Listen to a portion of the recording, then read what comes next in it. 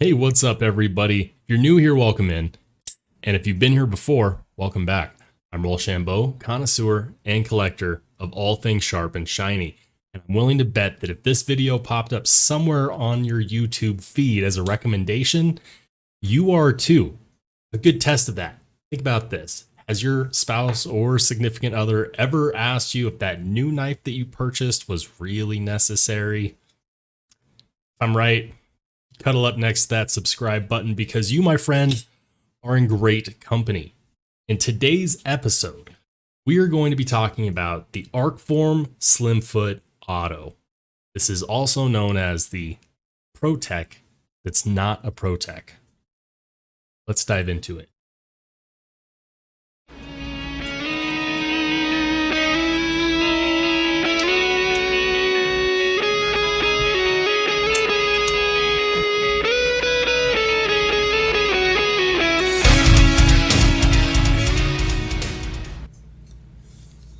So yeah, Arcform Slimfoot Auto.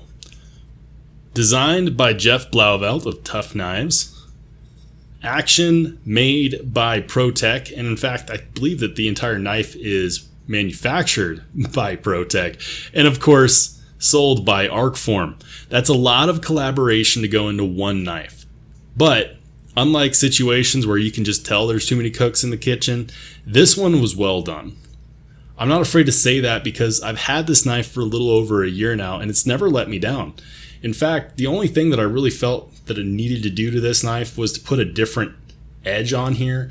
I sharpened and polished it to 20 degrees per side. And let's check out that polish job real quick. Oh yeah, that's pretty. I like that. And every time I show this to someone that's into knives, or is at least open to being into knives, they always tell me that they really like that. It is, of course, shaving sharp, and if you needed proof of that, despite the thickness behind the edge, which we'll get into, no issue. Push cut, no issue.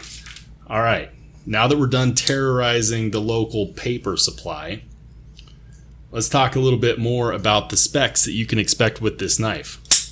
Boom. So, the overall length is about 7¼ inches with a blade length of 3.125, according to the spec sheet that I'm going to pop on the screen right here. And it's got a cutting edge at 3 inches exactly. The blade thickness is about 130 thousandths behind the edge, and it's using a blade material of 154 cm, not to be confused with CPM 154, but 154 cm is a really nicely well-rounded mid-range steel.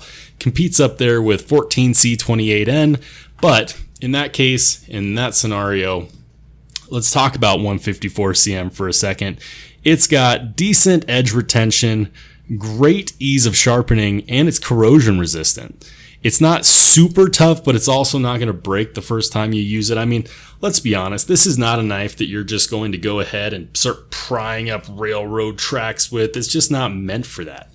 You know, what is this meant for? Well, if you check out the blade shape, which is a sheep's foot blade, you can tell that this was meant for utility.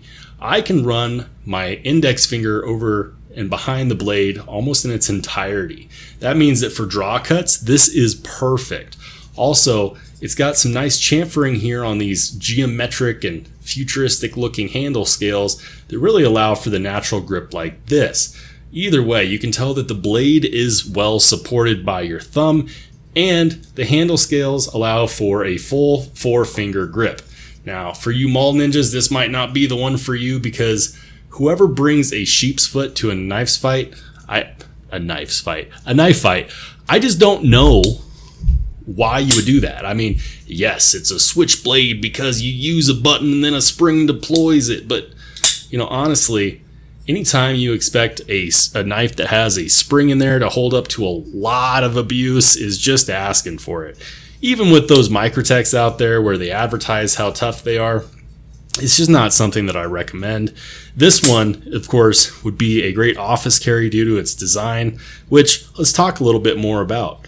It's got this deep carry pocket clip that I don't hate. Something that I always disagree with most manufacturers is their stock pocket clips, where I usually think, geez, why don't you just make a better pocket clip?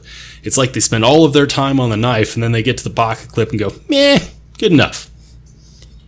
This one I don't hate. It's fully deep carry, and there's no lanyard holes in here that you have to worry about displacing the pocket clip. Looking at you, Spyderco.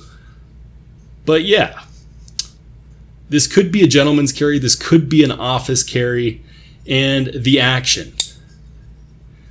So it's made by ProTech. ProTech is known to have the best actions as far as any automatic knives out there, especially when you're talking about out the side. This one is made by ProTech, and it's not slow, but it's slower than a regular ProTech. Some have said that this is sluggish in comparison to their ProTechs. I wouldn't call it sluggish, and they did come out with another iteration, which is what this is. They said that the new iteration is going to make it, a harder hitting open, which, I mean, I wouldn't hand this to someone that doesn't know how to handle knives, because the moment they pop that button, it's probably going to go flying out of their hands, and then you got, damage on the scales, damage on the blade, whatever, and you get a good laugh, but it's just not worth it. I can tell you that the action definitely feels powerful enough, and it's definitely snappy. It feels high quality. Speaking of quality, let's talk about the price. The price on this is going to be about $165, $175, depending upon where you buy it. I think I saw some of these online for about $165, but Arcform does sell them for $10 more. When I bought this over a year ago, I did buy it directly from Arcform, so no, this is not a recent acquisition, and yes, it's entirely possible that it's no longer available. Regardless, I'll link it down in the description below, and you can check for yourself because I have no idea when you're going to watch this. As far as the pivots are concerned, I'm pretty positive that this utilizes T8 screws. We'll double check that real quick. Just make sure, and yep, the bit is T8, and the pivot is also going to be T8. I have never had to adjust this pivot, ever. The lockup on the blade is solid. There's no side-to-side, up and down play whatsoever. And you can definitely feel the strength of that spring when you go to close the blade. As far as billboarding is concerned, you get Arcform on one side and you get the Tough Knives logo on the other side, which isn't a huge deal breaker for me in any sense. It's not super ugly like a lot of Microtech's billboarding can be. And ultimately, I'm not a huge fan of it, but I'm okay with it. Do I like this knife? Absolutely. I think it's got a great futuristic look that is classy, yet also driven towards use. It's not uncomfortable in the ergonomics. I won't say it's the most comfortable knife I've ever held in my hand, but I definitely don't feel like there's any hot spots when you go ahead and put a normal grip on here. As far as pairing it up against other knives, because I want to be ridiculous, let's go ahead and check it out in comparison against this Spyderco Manix 2. As you can see, this is definitely a hard use type of knife. This is definitely not. They're both utility purposed. This is going to have a much wider profile in your pocket. This one is going to have a much slimmer profile in your pocket. I have carried this with me in my pocket when I've gone to dinner functions, and I can tell you it works really well with slacks, and it's very comfortable. Something that I think is ironic is that the blade, the coated blade, which I think I think this coated blade is a DLC coating because I've never had any issues with it chipping off or anything, but I cannot confirm that. Fingerprints very sticky on this coating. Ironically, not on the handle scales. I've handled this knife a lot today, and I can't see any fingerprints on the handle scales, but the moment you go over to the blade, there they are, fingerprints. And it picks them up like nobody's business. So yeah, I don't really care about that. I can go ahead and wipe those off whenever.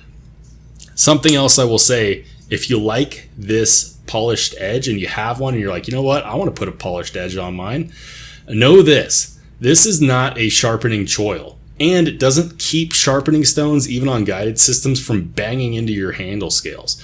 I've already dinged the top of these handle scales just by putting this edge on there, but I have no regrets because that edge is nice, it's pretty, it's very functional, and it's also super slicey.